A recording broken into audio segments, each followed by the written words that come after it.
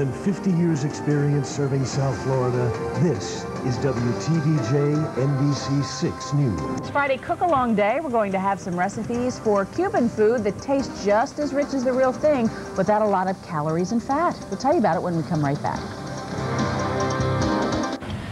It is Friday Cook-Along, and you know, we probably can't tell most South Florida cooks anything about making Cuban food, but our guest today says you can still have the taste of traditional Cuban dishes and leave out some of the fats and oils that can make them unhealthy for people with cholesterol or weight problems.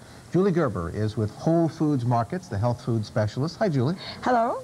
What is it about traditional recipes that aren't so healthy for us? Well, you know, most recipes are very high in cholesterol and very high in fat, but Cuban cuisine has some healthy elements. There are a lot of vegetables in Cuban cuisine, rice and beans. If you just kind of change the fat content and reduce the fat and increase the healthy ingredients, then you really have healthy Cuban cuisine. Give us some ideas as to what you've done here today. Okay, well, I started cooking some vegetables. I've got some peppers and onions and mushrooms. I'm going to add a few more mushrooms to this.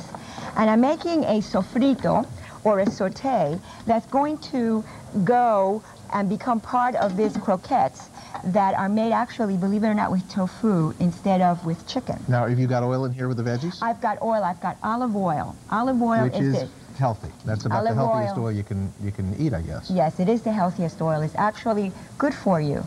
It is believed that olive oil actually reduces cholesterol levels. Okay, and the very definition of a croqueta is something that is fried in oil, right? Right, but this was not fried. We brushed olive oil on the croquetas, and then we baked them. And you can see that it looks delicious, doesn't it? They look great. Yeah, they do look great. So your key, wherever you can, is to substitute baking for frying. Would that be a correct assumption? Baking for frying, and then just use those ingredients that are good, such as the vegetables and tofu and soy. Now, I've started to experiment, and I've started to include soy in the recipes because, you know, soy is very popular now, and a lot of research indicates that soy is actually good for you. Did you know that the FDA now has made a claim that if you are on a low-fat diet and you eat 25 grams of soy a day, you can actually reduce your chances of heart disease? Really? No, I didn't know that. Yes, and so I've incorporated some soy into these very traditional Cuban recipes, and I want to make a batido for you. Okay, what is a batido? Okay, a batido is milkshake, and milkshakes with tropical fruits are very, very well known in Cuban cuisine. And so today I'm going to make a batido with papaya, or fruta bomba, which is the way the Cubans say it. And I'm going to add some mango to it as well. Just don't want to spill it. Okay. Is this something you can substitute other fruits for? You can substitute your favorite fruit, yes. It's just that there are such beautiful fruta bombas in the market today, and mangoes are coming into season in Florida very shortly. And now, instead of regular milk, I'm going to use this like really delicious soy milk, silk soy milk. It's my favorite, made from... Is that healthier? Is that less in cholesterol or fewer calories? It has no cholesterol. Soy milk has no cholesterol, and it is rich in the isoflavones. Isoflavones are these natural substances. That's just plain ice. You just put in there right there. Non-fat ice. Non-fat ice. Okay. Do we have power? Are we plugged in?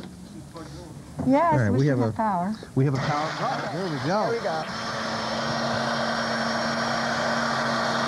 It looks pretty rich. Now, the more ice you put in it, the thicker it will be. And then you have this wonderful drink that is so healthy. Looks rich. And delicious.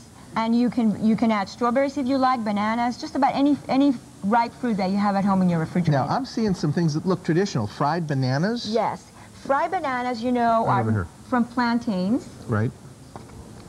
And one of the problems with fried bananas is they're so delicious, but we tend to fry them in oil, and that really increases the fat level, the fat content. So what we did is we brushed them with oil. You take a little bit of olive oil, take a little brush, you slice them, of course, you brush the oil on the bananas, and then you bake them at 355 degrees, and you have a very, very delicious alternative to the fried bananas. Again, you're substituting baking for frying.